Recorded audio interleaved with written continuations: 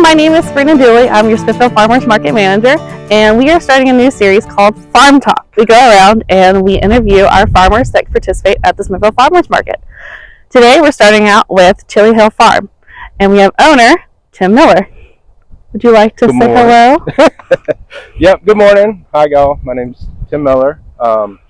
We are Chili Hill Farm and Food Market. We're out at the farm today. We've got a brick and mortar in town, and we also have been doing the farm market for 5 years, I think. So we're out here. We're kind of between Windsor and Zuni. My folks live here this is their homestead, I guess you could call it. So they are gracious enough to let us use portions of the land to do farming for the market and for the store, and just for us as a family too. Let's see, we are this is middle of March right now. So for today, whenever we get a chance, we come out. We're getting ready to do plantings.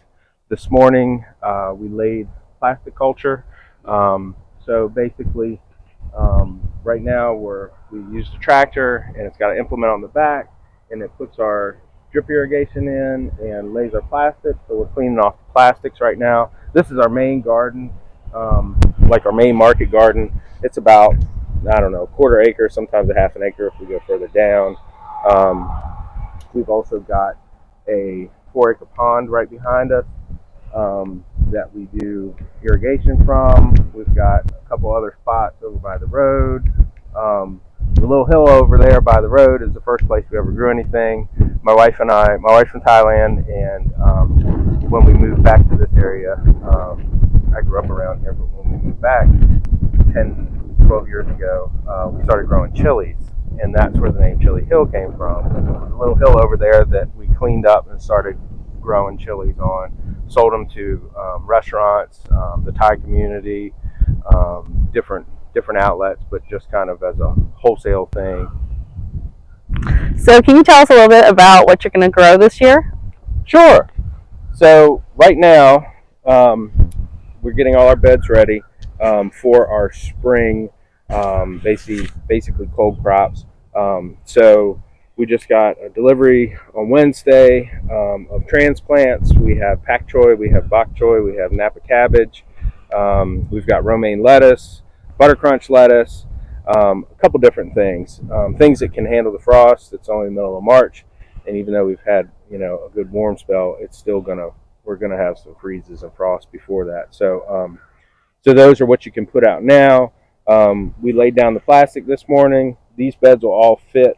We'll do 2 kind of side-by-side plantings in each row, and we'll have about 120 plants in each row.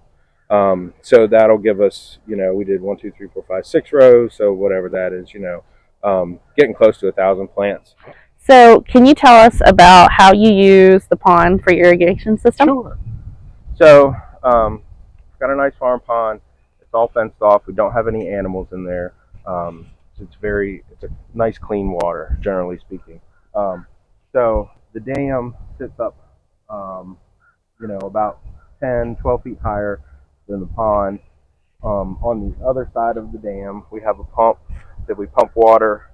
We have a little pipe that comes through the dam, and then we just have some homemade recycled fertilizer tanks. So we pipe those together, and they'll hold about 1,000 gallons. It sits up higher than the garden.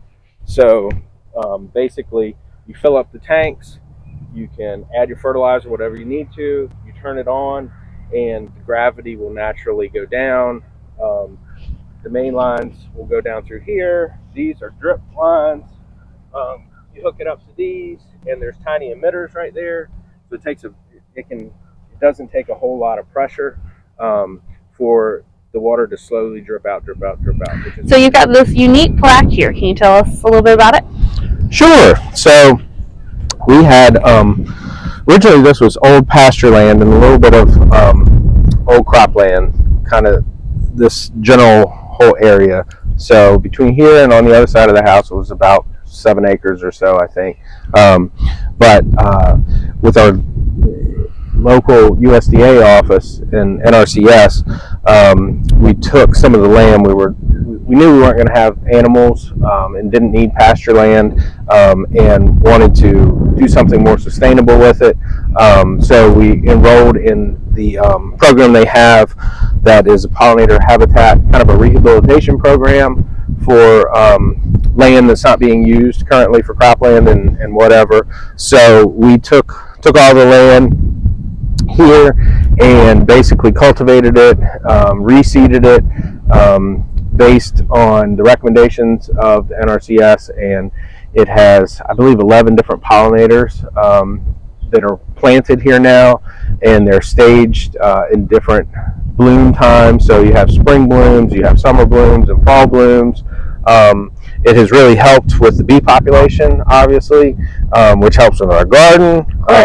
Natural habitat. There's no chemicals or herbicides or anything being sprayed, over here in this area now. So also helps with wildlife. You can listen in the evening. You can hear quail now. There's rabbits all over the place. So we cut it down one time in the fall, and then it will come back up, and you'll see the spring flowers come, and then the summer and the fall. So just a real nice program, and it's all through the NRCS. Good. We want to thank Tim Miller with Chili Hill for visiting with us today for Farm Talk. Be sure to stop by their shop at 302 Main Street, where you can pick up a delicious meal made from the fresh produce they grow right on their farm. You can also visit their booth at the Farmers Market. Our 2023 season opens April 1st through October 28th with holiday specialty markets in November and December, and we have new hours this year. Every market will now be open 9 a.m. to 12:30 p.m. We hope you've enjoyed Farm Talk. Thanks, and see you at the market.